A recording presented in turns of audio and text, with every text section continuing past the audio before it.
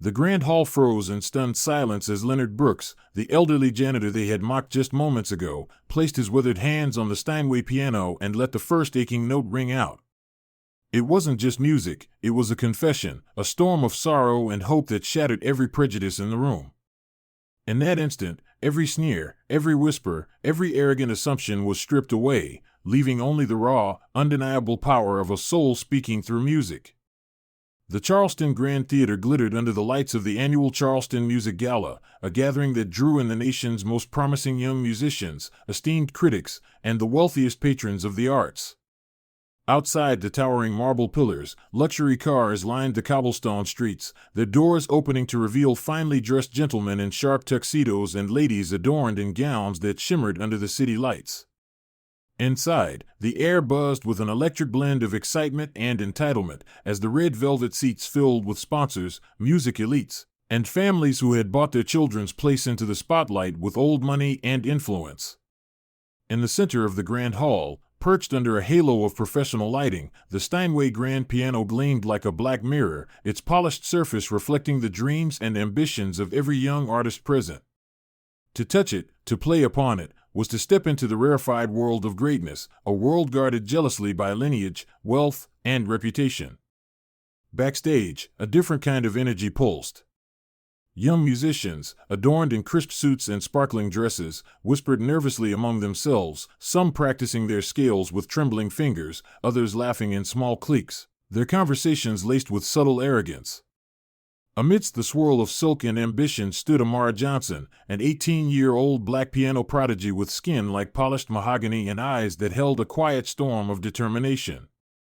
Her silver gown caught the backstage lights as she moved gracefully, exuding a dignified elegance that many mistook for aloofness. She was not the daughter of billionaires nor a product of old money. She was the daughter of a respected historian and a fierce lineage of perseverance. Though she stood tall among the privileged, she could feel the invisible weight of centuries pressing against her, the silent reminder that in this world, her talent alone would not shield her from judgment. In the shadows, unseen by most, Mr. Leonard Brooks, a janitor well into his 70s, made his slow rounds. His faded gray uniform hung loosely on his wiry frame, his steps steady but careful. With a gentle, almost reverent hand, he wiped the polished marble floors, arranged the scattered programs, and quietly admired the younger generation preparing for their moments under the spotlight. His deep-set eyes, framed by crow's feet carved from years of silent endurance, softened as they rested on the Steinway. Drawn by a force he could not resist, Leonard drifted toward the piano, his heart swelling with memories long buried under layers of duty and pain. His withered hand trembled slightly as he extended it, brushing the piano's cool, smooth surface, a tender, fleeting caress, as though greeting an old, cherished friend after decades apart. But the fragile peace of that moment shattered like glass under a cruel voice. "What do you think you're doing?" The words, sharp and disdainful, sliced through the backstage chatter, drawing every eye toward the scene. Standing a few steps away, arms folded and eyes cold with contempt, was Hannah Whitmore, the 19-year-old daughter of one of Charleston's most powerful families. Draped in a royal blue designer gown, with her platinum hairstyle to perfection, she radiated the kind of arrogance born only from generations of unchecked privilege. Her lip curled as she stared at Leonard as though he had defiled something sacred. Leonard immediately withdrew his hand, startled, lowering his gaze in instinctive apology. "I'm sorry, miss," he said softly, his voice roughened by age and humility. "I was just making sure it was polished properly before the performances." Hannah's laughter, high-pitched and cruel, rang out, drawing the attention of a cluster of other young musicians who quickly gathered, eager to witness the unfolding spectacle. "Polished properly," she mocked, her voice dripping with scorn. "You think a janitor has the right to even breathe near a Steinway, let alone touch it? This piano is for real artists. Not, whatever you are." Her words rippled through the crowd, igniting giggles and whispered jeers among the onlookers. Leonard's shoulders tightened imperceptibly as he bowed his head lower, murmuring another apology, hoping to escape the growing circle of humiliation. But Hannah was not finished. She stepped closer, her heels clicking sharply against the marble floor, her icy blue eyes narrowing. Next time, remember your place, she said in a voice loud enough for everyone to hear, ensuring his shame was complete. Your job is to clean, not to pretend you belong in the spotlight. A few of her friends pulled out their phones, snickering as they captured the scene, finding amusement in the spectacle of an old man being reminded of his place in their rigid hierarchy. Leonard's hands trembled slightly as he turned away, pushing his cleaning cart toward the far end of the backstage, the worn wheels squeaking mournfully against the floor. No one tried to stop Hannah. No one defended him. In their world, it was easy to trample over those they deemed invisible. Amara watched from a distance, her heart tightening painfully in her chest. She had seen enough of the world to recognize the cruelty of it, but here, under the glamorous lights of supposed refinement and culture, it stung in a different way. Yet she said nothing, trapped by the same invisible chains that bound everyone else, the unspoken rule that challenging privilege would cost you dearly.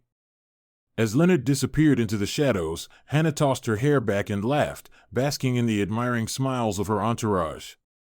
Unbelievable, she said, shaking her head as if disgusted by the audacity of someone like him daring to exist in her world. But even as the laughter faded, something shifted in the air, a quiet, gathering storm that none of them could see. Minutes later, as the grand hall buzzed with anticipation for the opening performance, a soft sound echoed from the stage, the creak of the Steinway's bench being drawn back. Heads turned, murmurs rippling through the crowd. At the center of the stage, under the harsh spotlights, stood Leonard Brooks. The room fell into stunned silence. At first, it seemed like a mistake, a janitor who had wandered where he shouldn't. Hannah's face flushed with rage, her mouth opening to order him off. But Leonard, his movements deliberate and sure, sat down at the piano, his hands hovering over the keys with the tenderness of a man greeting a lost love. Without a word, without looking at anyone, he began to play. The first note rang out, clear and deep, cutting through the heavy silence like a beam of pure light. Then another. Then a cascade of notes, woven together into a melody so profound, so achingly beautiful, that it seemed to suspend time itself. His fingers, though lined with age, moved with a grace and strength that spoke of a lifetime of mastery, each chord resonating with the weight of memories, of sorrow, of joy once tasted and long mourned. The audience sat frozen, their hearts caught in the music's gentle snare. Critics who had come prepared to tear apart teenage performances found themselves blinking back tears. Wealthy patrons who had spent fortunes on their children's lessons felt the walls of their certainty crumble. Even Hannah, standing stiffly at the edge of the backstage, felt her breath catch, her hands clenching at her sides as the realization began to sink in. The man she had ridiculed was something far greater than she could comprehend. Leonard played not with the rigid, mechanical perfection so prized in competition halls, but with a raw, devastating honesty that poured from his soul into every note. It was not a performance, it was a confession, a story, a prayer. It spoke of love lost, of dreams deferred, of hope rekindled in quiet darkness. It spoke a language that no amount of wealth or status could fake or buy. As the final notes faded into the vaulted ceilings of the theater, the silence that followed was absolute. No applause. No whispers. Only the collective breathlessness of a hall that had just glimpsed something real, something they had not even known they were desperate to find. Leonard sat still for a moment longer, his hands resting lightly on the keys, his eyes closed as if savoring the last fading echoes of a long-forgotten dream. Then, with a small, humble nod, he stood up and stepped back from the piano, as if offering it back to the world he had never truly left. And in that moment, though no words were spoken, the walls of prejudice, arrogance, and blind pride began to crack, not with thunderous crashes, but with the soft, undeniable truth of a heart laid bare before them all. For a moment after Leonard Brooks lifted his trembling hands from the gleaming keys, the Charleston Grand Theater remained frozen in stunned silence. No one clapped. No one dared to even breathe too loudly. The air itself seemed too heavy with the weight of what they had just witnessed to allow anything so vulgar as applause. Leonard stood slowly, the soft groan of the piano bench the only sound in the vast hall, and as he bowed his head humbly, as if apologizing for disturbing their carefully constructed world, the spotlight followed him, casting a long, solemn shadow across the polished stage. Somewhere at the edge of the room, Hannah Whitmore stood stiff and pale, her heart hammering against her ribcage in a confusing tangle of emotions: shame, disbelief, anger at herself, but most of all, a raw and unfamiliar regret that gnawed at her carefully maintained arrogance. Before anyone could move, before the stunned audience could even begin to recover, the sharp, confident click of heels echoed from the back of the theater, growing louder with each step until a tall, commanding woman appeared under the lights. She was dressed in a navy blue pantsuit, her hair twisted into a dignified bun, her presence radiating the unmistakable aura of someone who carried authority not because it was given to her, but because she had earned it. She climbed the steps to the stage without hesitation, her piercing brown eyes never leaving Leonard, and when she reached him, she offered a small respectful nod before turning to face the crowd. "Ladies and gentlemen," she said, her voice clear and commanding enough to snap the audience out of their trance, "please forgive the interruption, but I believe tonight something extraordinary has occurred, something that deserves recognition far beyond what we had anticipated when we gathered here." A ripple of murmurs spread through the crowd, but no one dared to interrupt. The woman smiled warmly, yet her words carried the full gravity of the revelation she was about to unveil. "Standing before you," she continued, placing a gentle hand on Leonard's shoulder, "is not simply a janitor, nor merely a man who once loved music. This is Leonard Emanuel Brooks, former principal pianist of the Boston Philharmonic Orchestra, a man whose name once graced the finest concert halls in America, a man whose touch on the keys was described as the voice of angels by the New York Times itself." Gasps erupted across the room like small explosions, some of the older critics visibly paling as recognition bloomed in their eyes. A few hands instinctively covered gaping mouths as the weight of the revelation crashed down upon them. Leonard Brooks. The name they had read in dusty archives, the legend who had vanished mysteriously at the peak of his career, was standing right here among them, not as a polished icon adorned in accolades, but as a humble old man in a faded uniform they had laughed at only moments ago. Hannah's knees nearly buckled beneath her as the full force of her cruelty struck her chest like a hammer. She had humiliated not a foolish old man, not a forgotten relic, but a living legend, a man whose music had once stirred the souls of thousands, a man who had achieved the kind of mastery she herself had arrogantly believed she was close to attaining. Her face burned with shame, and though she wanted to look away, her eyes remained locked on Leonard's bowed head, as if drawn by an invisible force of accountability she could no longer deny. The woman, who introduced herself as Dr. Caroline Marsh, a renowned national music historian, turned once more to Leonard, her voice now softer, tinged with reverence. "Mr. Brooks," she said, "on behalf of the National Council for the Arts, I extend an official invitation for you to return to the world of music. America needs to hear you again. The world needs your voice."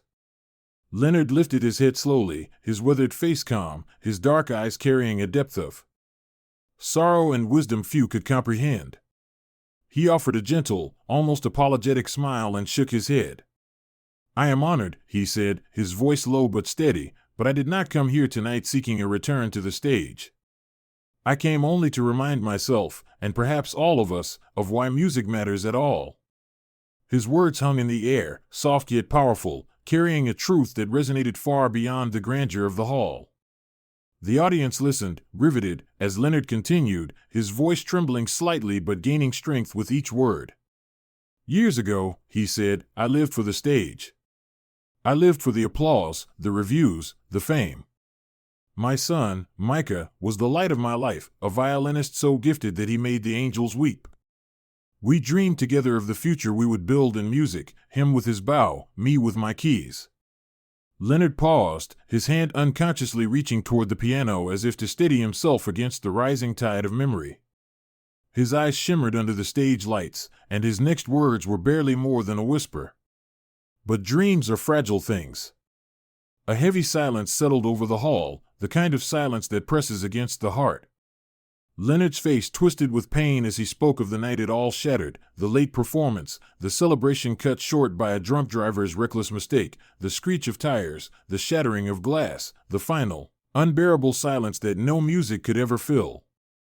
"Micah was only 17, Leonard said, his voice cracking, barely older than some of you here tonight. And in a blink, he was gone. And with him, the music inside me died, too. Hannah's hands flew to her mouth, a strangled sob escaping despite herself. Around her, others blinked away tears, even those who prided themselves on their icy professionalism. Leonard's grief was not a performance. It was real, raw, and devastating, and it tore through the crowd with merciless precision, dismantling every smug assumption and prejudice that had been built up over a lifetime. Leonard drew a long, shuddering breath, lifting his head with quiet dignity.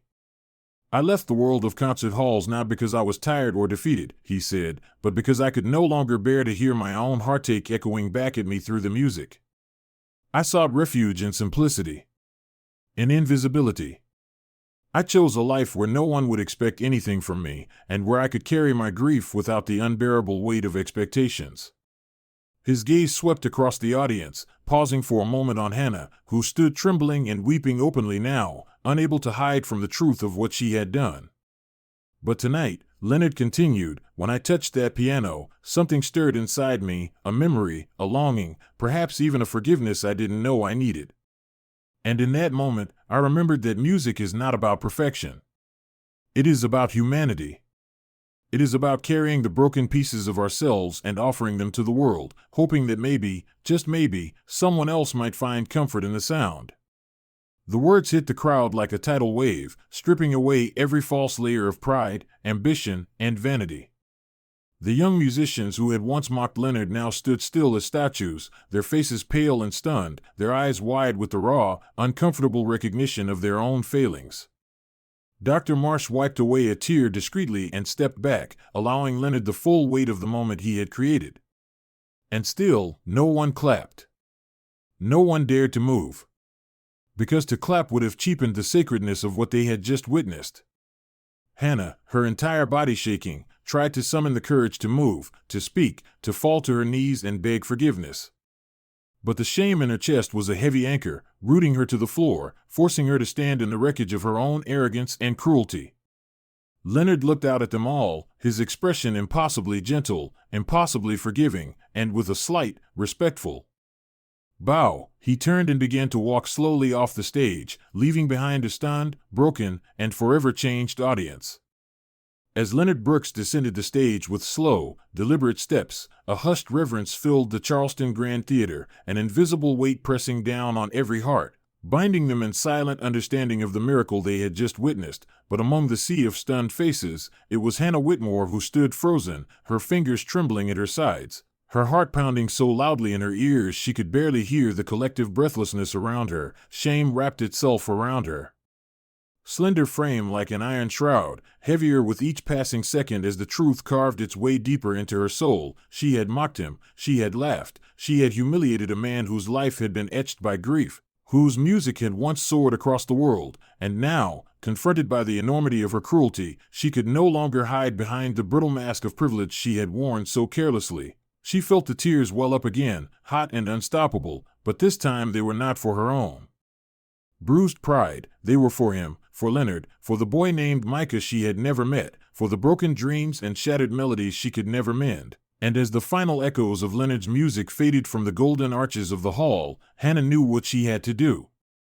Pushing through the paralysis of fear, Hannah stepped forward, her heels clicking loudly on the marble floor, each step a deafening confession of guilt before the silent witnesses around her. She didn't care anymore about appearances or reputation. All she knew was that she had to reach him, to say the words that had been clawing at her chest since the moment his story had unraveled the fortress of her heart. Leonard had nearly reached the backstage when he heard her voice, small and trembling, but unmistakably sincere. "Mr. Brooks, please, wait." The words hung between them, vulnerable and raw. Leonard turned slowly, his lined face composed, his dark eyes calm, but behind that calm, Hannah could sense a deep well of sadness and wisdom, a well she had contributed to with her careless cruelty. She struggled to find her voice, choking on the knot of emotion rising in her throat.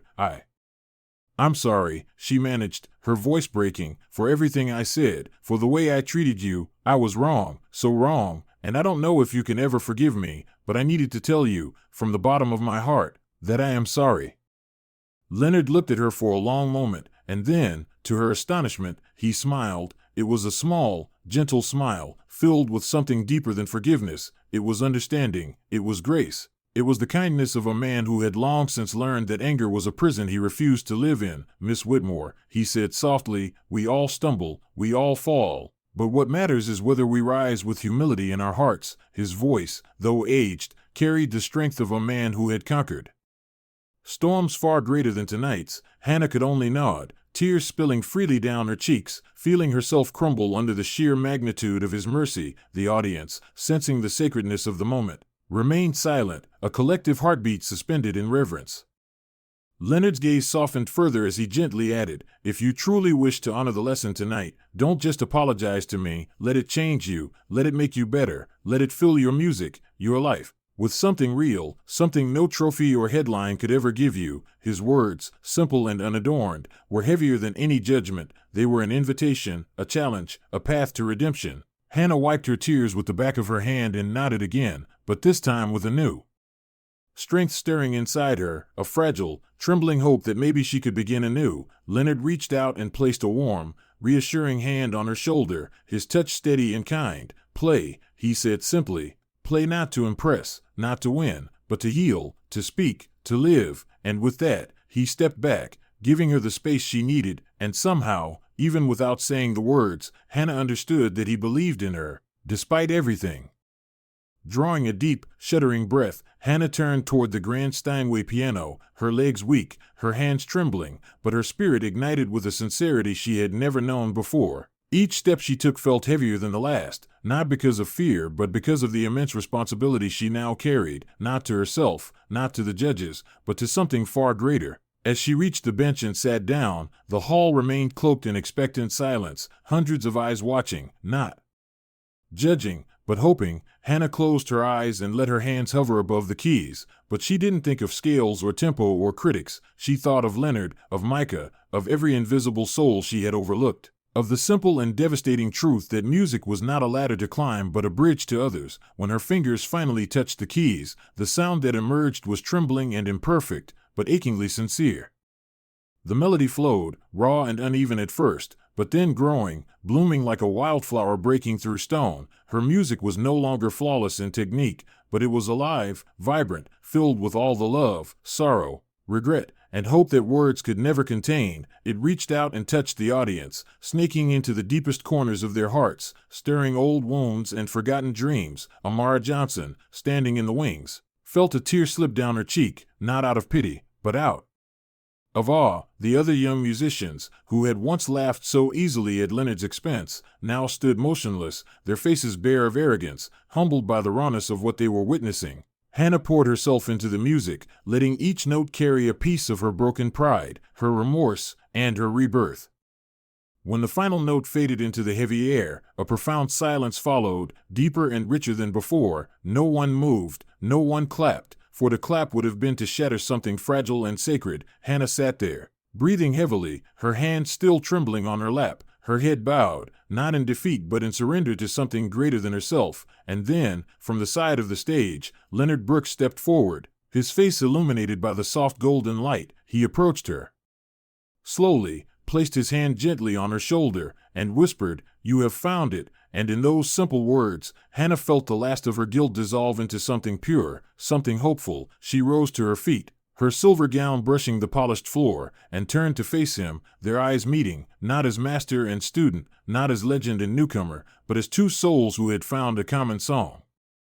At that moment, the mayor of Charleston himself, a distinguished man in a crisp navy suit, made his way to the stage, his face etched with emotion. He climbed the steps and faced Leonard with a deep, respectful bow. "Mr. Brooks," he said, his voice resonating across the hall, "on behalf of the city of Charleston and everyone gathered here tonight, we honor you, not just for your contributions to music, but for the reminder you have given us all that the greatest achievements are not measured by fame or fortune, but by the compassion we show and the lives we touch." Leonard bowed his head humbly, his smile modest but radiant. The mayor extended a formal invitation for Leonard to return to the stage, to reclaim the glory that had once been rightfully his. But Leonard, true to the quiet dignity that defined him, declined. "I have no desire to chase applause," he said gently. "I only wish that tonight's music stays with you, that it reminds you of what truly matters." The audience rose to their feet, not in a frenzy of applause, but in a slow, rising wave of heartfelt respect. their clapping a solemn hymn of gratitude, and as Leonard and Hannah stood side by side, the spotlight bathed them both in a soft golden glow, two figures forever changed, forever linked by a single night of truth. The applause washed over them, not lifting them to fame, but grounding them in something far more enduring, the simple, profound knowledge that true greatness lives not in perfection, but in compassion, sincerity, and heart.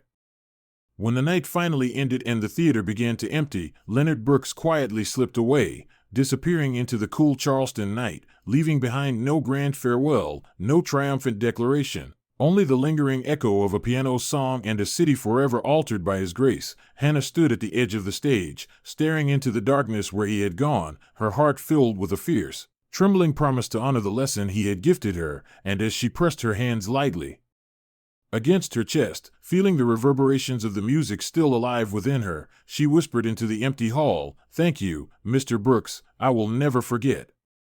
Tonight's story is more than just a tale of music, heartbreak, and redemption. It is a mirror reflecting some of the most important truths we often forget in the rush of everyday life. Leonard Brooks's journey reminds us that the true value of a person cannot be measured by titles, appearances, or worldly success.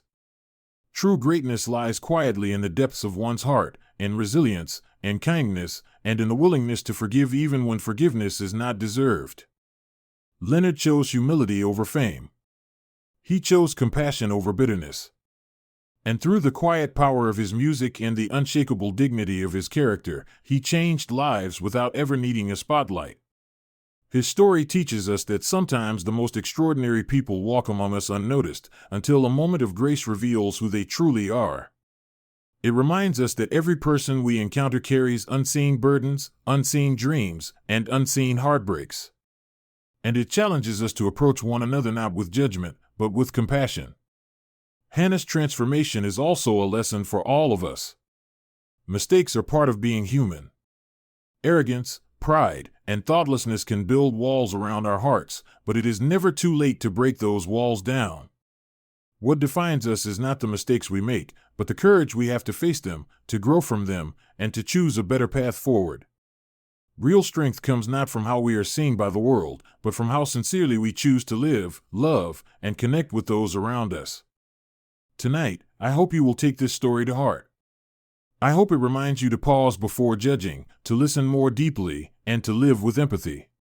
True success is not winning trophies or applause, it's touching lives, even in small, quiet ways. Like Leonard Brooks, each of us has the power to leave behind a legacy of kindness, resilience, and grace.